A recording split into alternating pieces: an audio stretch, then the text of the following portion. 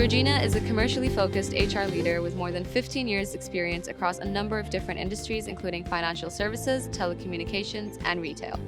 Prior to her current role, Georgina worked as the global head of strategy execution for the human resources team at Zurich Insurance, leading change across Asia, the Middle East, and Europe. An active advocate for women in the sector, she is a women in finance judge who champions for equality and diversity in her organizations. Georgina, thank you for joining us today. Tell us a little bit about yourself and how you came into your role. Sure, thanks for having me. So I should probably start by saying I've spent the last 10 years working in a business environment where people and transformation have been core to everything that I've done. That has ranged across industries, so from retail to communications to now financial services. And I've had probably, a real privilege of being able to work in a range of regions. So at the start of my FS career, which was about 11, 12 years ago, I started in the Middle East. I spent 5.5 years in the Middle East, and then I went on to spend some time in Asia. And then I came back towards Europe and I spent some time in the UK doing a role where I was the head of people for Zurich's largest country in Europe. And then I had a real privilege of doing a strategy role in Switzerland. And then after probably 10, 11 years with Zurich Insurance Company, I just made a decision that maybe I needed to try something different. And at that point, LV approached me and said, would you join us and take the number one role as head of people, which I did 2.5 years ago. And then 10 days before COVID, both the CEO and the board asked me would I consider taking on a wider role, which incorporated the people agenda, the change agenda, IT, operations, marketing, brands, internal and external comms, and working with the team to lead on what is currently our current position of transitioning our business into a partnership with Bain Capital. Wow, amazing. So it's been quite fast-paced. Definitely, it's been hugely diverse. Right. And in between all that, I have managed to stay married, and I've managed to have a baby, which was amazing. Which was a great thing. Wow. So when we returned back to the UK, I was 7 months pregnant. So Dylan was born here, and I've had an amazing time. I've had, it's been pretty challenging, and as I said, it's been hugely diverse. But I feel very humble and very privileged to have had all of these opportunities and to continue to have all these opportunities. And I've learned loads along the way and actually managed to have a bit of fun. Amazing. So we know you've done a lot of work with championing women in the sector, and you're a women in finance judge, which is amazing. And we also know that LV has been doing a lot of positive work towards gender diversity in the company. So do you feel that leadership have a certain responsibility to make a change within their company or even the sector that they operate within? Yeah, and I think, like we've spoken about before, I think there is an obligation on all of us to leave the organization in a better place than it was yesterday. Yeah, I think your legacy are the types of people and the types of teams that you leave behind. And so I take that part of my job quite seriously. And there's always going to be a drive towards wanting to ensure that that agenda is inclusive, to ensuring that everybody's getting, or women in particular, are getting the right opportunity to play into the space and the potential that they should be in. But I do think a big part of it comes back to, accountability on your behalf as the individual, to actually want to own that space, to actually want to drive that ambition and career forward. And I think my role then as a leader is to spot that, is to nurture it, and actually, more importantly, is probably to create an environment that ensures women can be successful. Exactly. And that women feel like they have a voice to be very clear about their expectations and their needs in order to fulfill that ambition.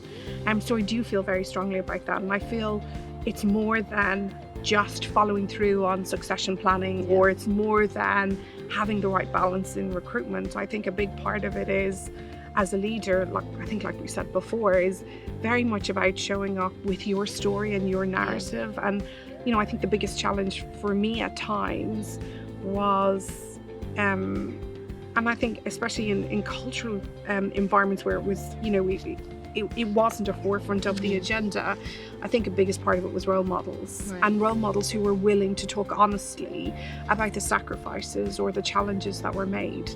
So I think, if it's been transparent, I think anybody can stand up a framework or an infrastructure to success.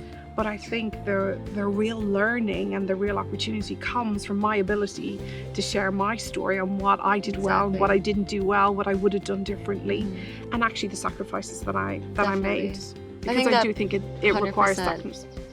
100%. I feel like people find that a lot more relatable and a bit more real, rather than just, it's different when you just hear about it, but then when you actually see it, it makes a huge difference. Yeah, because, with your first question that you asked around, giving a summary on the last 10 years, the bit that you miss is all the sacrifices, is all the sometimes feeling quite alone, because maybe your mentor or your line manager were a couple of hours away and you couldn't get to them, and therefore your ability to stand on your own 2 feet became really important, and your ability to back yourself and have the confidence to make the decision, in between, being the one that kind of, moved my family around, missing your own family in your own country. And it's not until you're thrown into those types of environments that you begin to realize, actually, there are a lot of external factors that have a huge impact on your ability to be successful.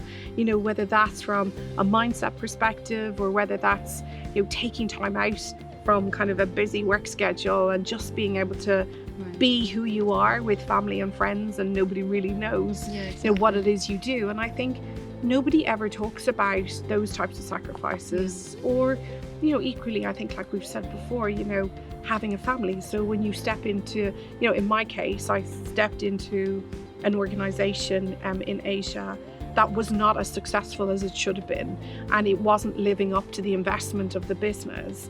But I knew I wanted to have a family at that point, and I knew there were certain sacrifices that I had to make, but I wanted that job and I was going to get that job. So I had 2 choices. I could either suffer alone in terms of having to go through fertility treatment, or I could just be really frank with the business and say, okay, here's how I'm going to show up. Here's how long you can have me for. Here's what I'm going to commit to in that time period. And on the 10th month, I'm going to step away, because actually I need to focus on my family. And I'm going to do that for a period of time. And then I'm going to step back in again. Exactly. And it's having that kind of almost the courage just to say, I have nothing to lose here. What's somebody going to say to me? Well, no, I'm not going to allow that, Georgina, or I can't facilitate that. Well, that's no. So I just go find something else, or I do something else. Where I think there's a stigma about, wanting to be that transparent, and wanting to really own it in that regard. And I think there's a hesitancy and a fear of wanting to do that sometimes.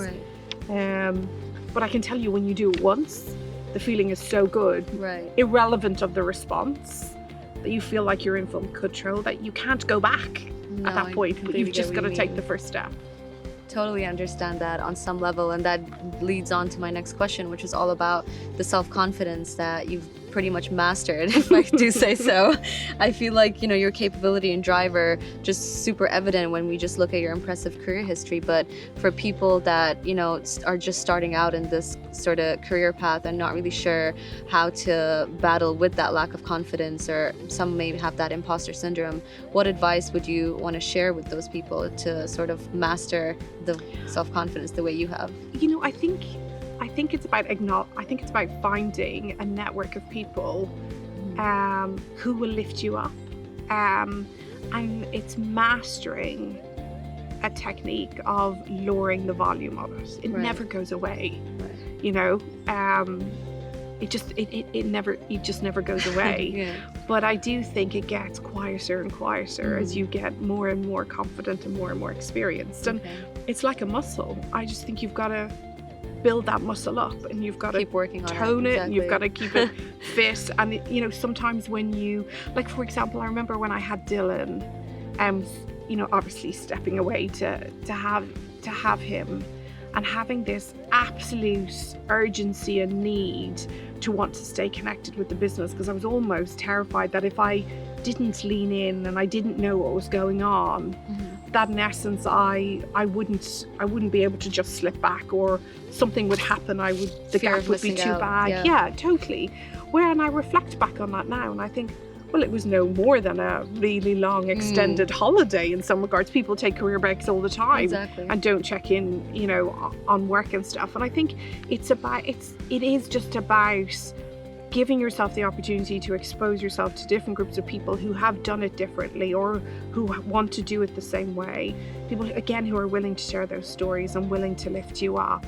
Because all it takes is for you to just take that one step into taking a chance and backing yourself. And I sort of got to a stage where I thought, well, if I don't back myself, nobody else will. Exactly. So if I don't start here and now, well, what's the worst that can happen? What, somebody's going to turn their chair on me, or they're going to close the door in my face, or they're going to say no? Well, actually, that will probably make me more determined. But I think you've got to take some of those knocks in order to be able to kind of regroup with yourself and say, right, what could I have done differently? Exactly, yeah. How would I approach that differently again? And I think your ability to, you have to keep course correcting. That never stops. And I don't think that stops for women as much as it doesn't stop for men. You bring a child into the world, you keep a marriage going, you have parents to care for, you've got to keep course correcting. And therefore I think as time goes on, that confidence builds and builds and builds. But my network was a really, really big factor for me, surrounding myself with people who wanted to see me successful.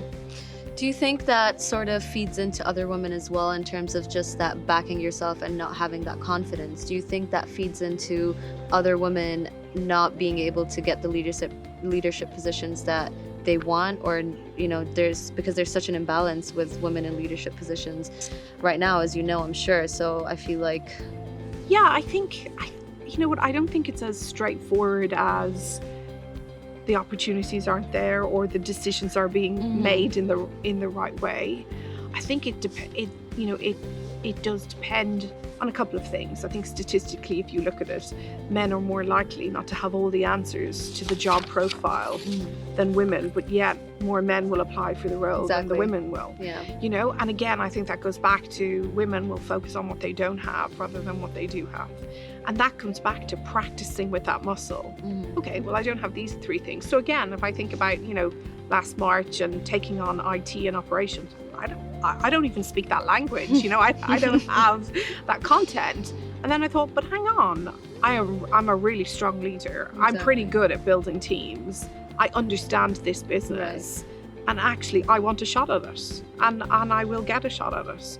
And I think it's about focusing on what you do bring to the table rather than what you don't. And I think that comes back to, how do you talk to yourself? How do you, 100%, how do you allow the volume of the negativity, stay high or stay low? And that's why I go back to, I think it is the network piece. I think sometimes it is about the environment, it is about the scenario, it is about what the business needs. But again, I think if you show up with a real belief and a narrative and a set of goals with some really clear experience around what you've done, I think anything's achievable. That's inspirational to me personally as well. So thank you for that. I don't know. I just don't think I've ever approached it as in I can't have it. Right. Actually, I think when I've been told I can't have it, I'm pretty determined that I will get it. So have you been told you can't have something? I mean, has gender ever been an issue for you in your own experience? I remember being part of a team that was entering into a joint venture partnership with a Takaful insurance business. And I remember being the only female by junior, I was about 10 or 12 years younger than everybody else in the room.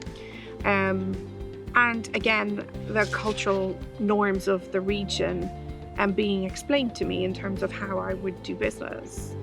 And I remember having a conversation with an old boss who said, well, I just don't understand why you would conform to, that approach to doing business.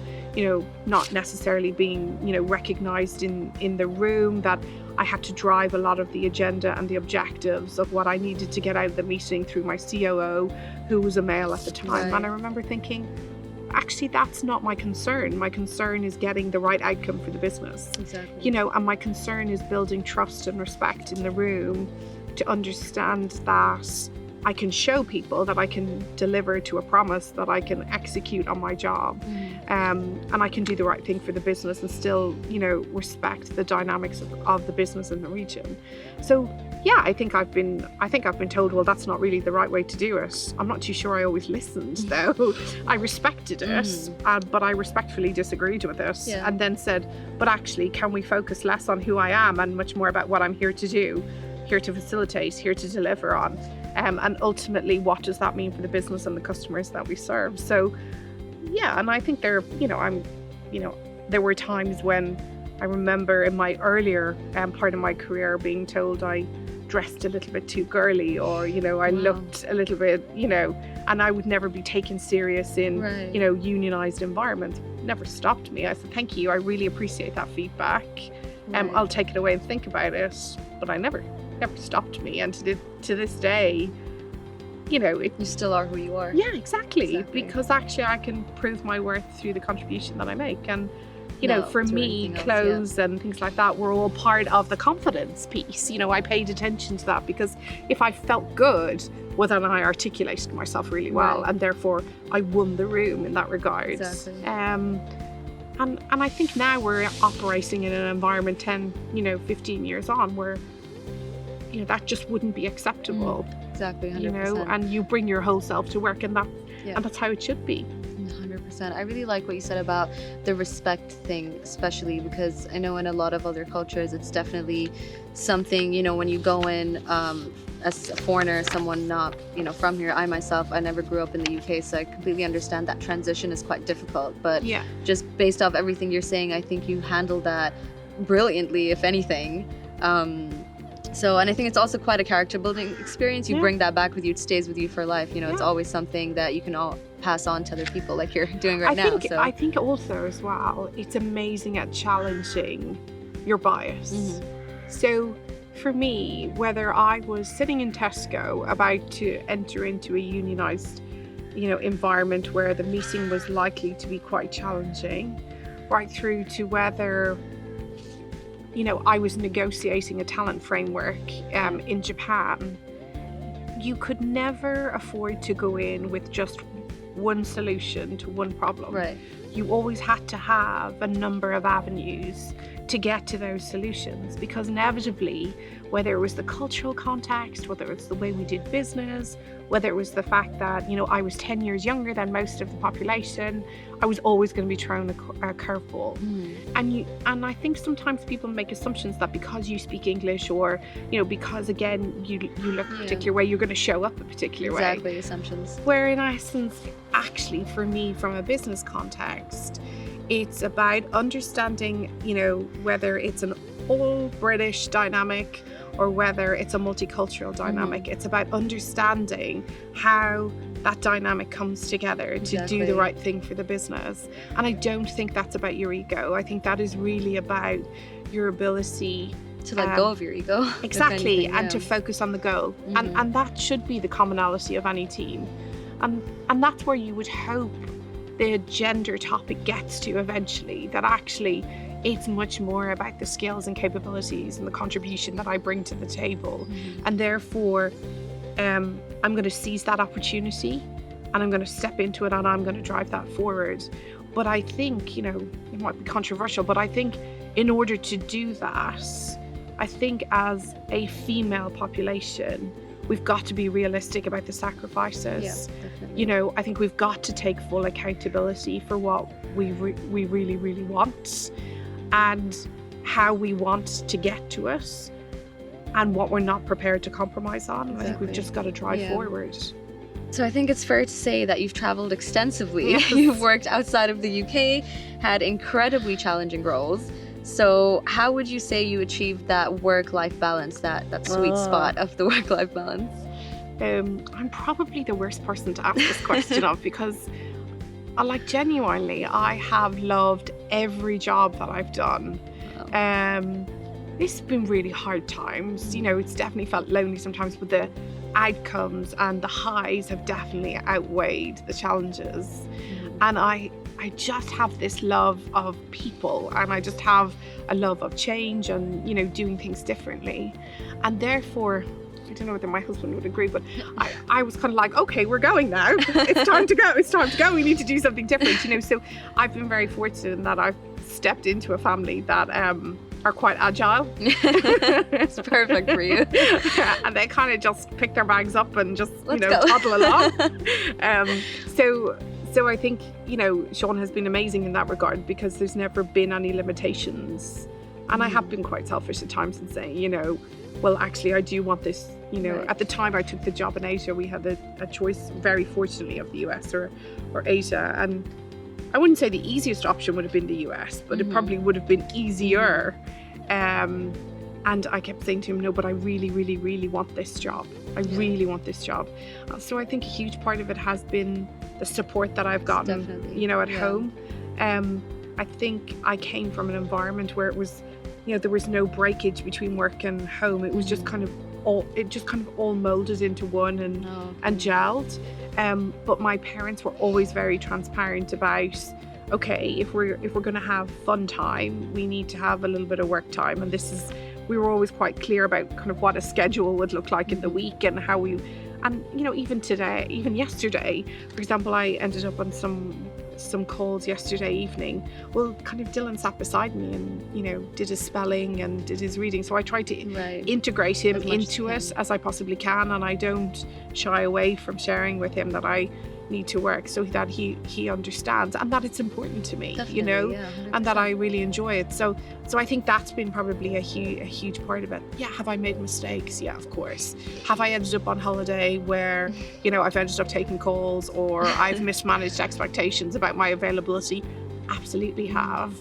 But actually, sometimes the trade-offs have been, you know, I've been maybe the first for the promotion, or the first for consideration. Yeah. And again, as I said, you know, I really love what I do, and I want to help people, you know, be better at what they do. So you don't switch off from that, I don't think.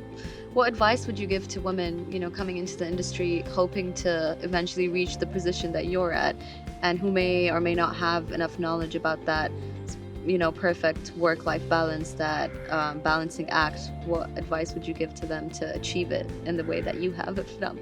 I think you've not got to be tough on yourself. You've got to accept the fact that there will be days you'll get it right and there'll be days you don't.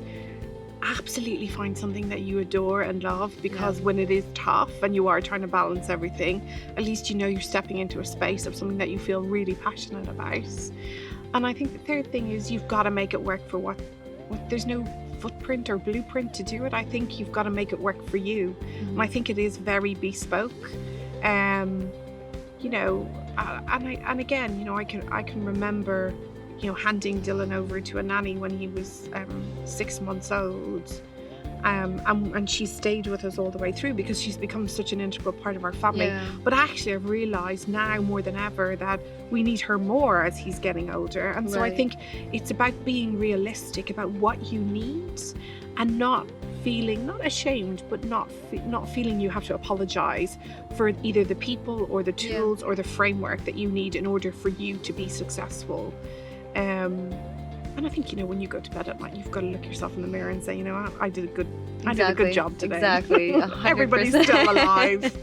It's the only thing that matters. As long as everybody is alive, you've done good for the day. That's it. That's all I can ask for. So I'm always really grateful. But, you know, I think I think the big thing I've learned was the women that I chose to surround myself with never judged me. And I think that's a really big thing, because I think 100%. Sometimes women can be quite judgmental of each other. I think women judging women is probably worse than men judging women. Yeah, completely is. Definitely. So, you know, I think, you know, as time goes, you find your own recipe. Yeah. But you've just got to keep trying loads of different ingredients until you get that right cake, I suppose. That's a great quote. Can I steal that? Yes, That's completely. perfect. Georgina, thank you so much. It has been so great to talk to you. Thank and you. Thank you so much for giving up some of your time Of for course, this I'm interview. really happy. It was so great to meet you. Thanks a You million. too. Thank you. We hope you enjoyed listening, and we'd love to hear more from you. So please feel free to comment below and to look out for more content from this series.